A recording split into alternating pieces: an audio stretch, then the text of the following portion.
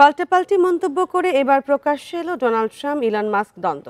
মাস্কের প্রতিষ্ঠানগুলোর সঙ্গে থাকা সব সরকারি চুক্তি বাতিলের হুমকি দিয়েছেন মার্কিন প্রেসিডেন্ট।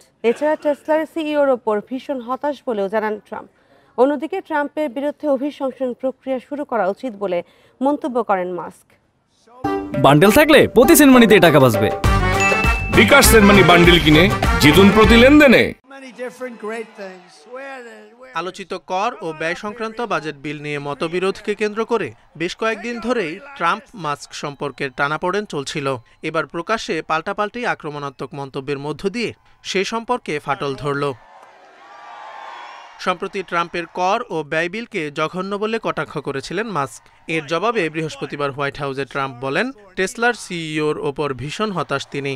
মাস্কের সাথে আর ভালো সম্পর্ক থাকবে কিনা তা নিয়েও শঙ্কা প্রকাশ করেন মার্কিন প্রেসিডেন্ট। এর প্রতিক্রিয়ায় এক্স পোস্টে মাস্ক জানান, তার সহায়তা ছাড়া 2024 সালের নির্বাচনে জিততে পারতেন না ট্রাম্প। এ সময় মার্কিন প্রেসিডেন্টকে অকৃতজ্ঞ অভিহিত করেন বিশ্বের শীর্ষ এই ধনকুবের। এ ঘটনায় মাস্কের প্রতিষ্ঠানগুলোর সঙ্গে থাকা সব সরকারি চুক্তি বাতিলের হুমকি দিয়েছেন ট্রাম্প। ট্রুথ সোশ্যালে তিনি বলেন, মার্কিন বাজেটে অর্থশাস্ত্রের সবচেয়ে সহজ উপায় হল মাস্কের সরকারি ভর্তুকি ও চুক্তিগুলো বাতিল করা, যা শত শত কোটি ডলার বাঁচাতে পারে।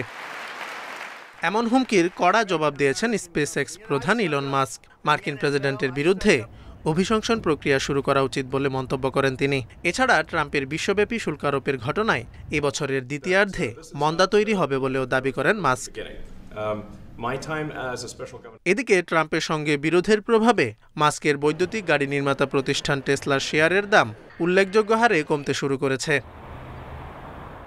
Zobayer Hussain, Independent news.